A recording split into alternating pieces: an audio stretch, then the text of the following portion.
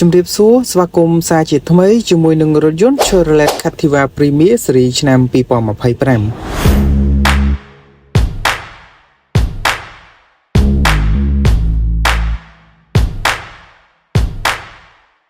នៅក្នុងវីដេអូនេះគឺជារថយន្ត Chevrolet Captiva Premia ស៊េរីឆ្នាំ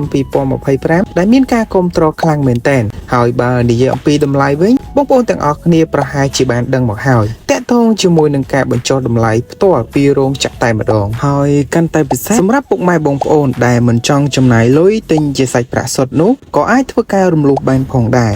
តម្លៃគឺ$35,500ដូចគ្នារំលោះសុទ្ធ 100% ក៏បានចូលរួមមុនក៏បានសម្រាប់លក្ខខណ្ឌបង់រំលោះងាយៗរយៈពេលវែងបង់ប្រចាំខែ